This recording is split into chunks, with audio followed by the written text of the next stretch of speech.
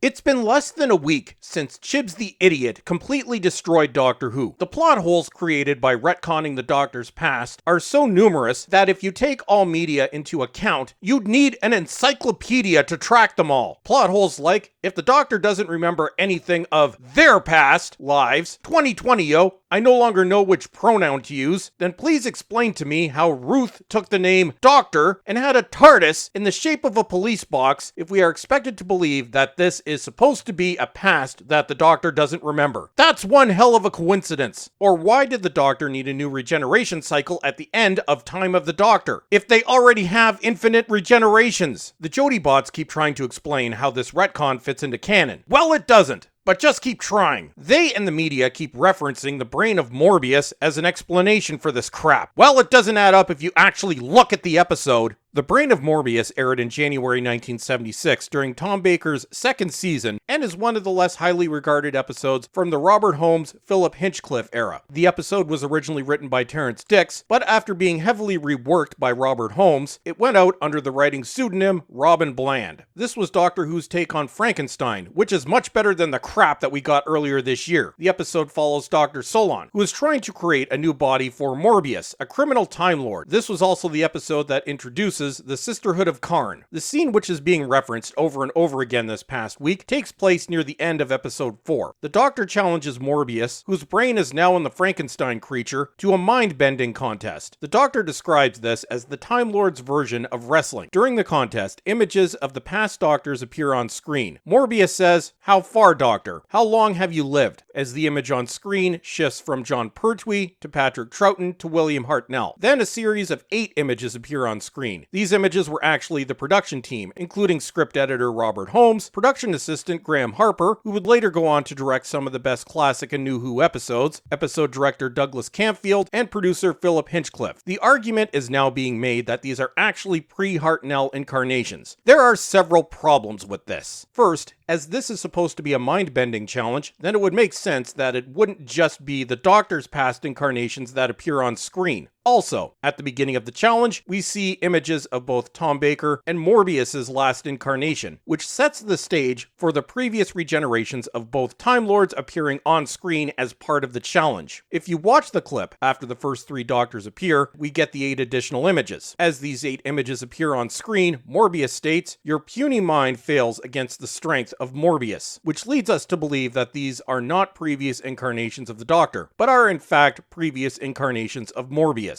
Morbius then states, "Back to your beginning," which can be up for interpretation, but it is never made clear whose faces these were, at least not within the narrative of the show. But even if you take these to be past incarnations of the Doctor, then there is another major hole. It's made clear in Chibs the Idiot's complete abortion of an episode that the Doctor doesn't remember her regenerations prior to William Hartnell, with the exception of vague images of Brendan, who we met the previous week. So if the Doctor doesn't remember anything prior to being the real first Doctor, i.e. William Hartnell, then there is no way that he would have been able to conjure up these images in his 4th incarnation. It is also obvious that the 4th Doctor is aware of what's occurring on screen, so if these were his past regenerations, then the Doctor would have been aware that William Hartnell wasn't the first Doctor back in season 13. But we know this is not the case, as this has never been referenced again, and there is no indication that the memories of the real Doctors, including the 4th Doctor, are missing from Dr. Nasty. Let's also not forget that Sarah Jane Smith also witnessed this, so one would assume that she would have asked questions. Chibs includes these scenes in his terrible Doctor Who flashback scene, but it seems he didn't put much thought into it. So, we can say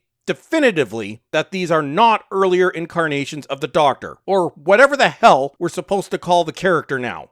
And don't forget to register your complaints with BBC Complaints. Just Google BBC and complaints. And that's it for today. Don't forget to subscribe and check your subscription and notification status because YouTube is being shady on these things lately.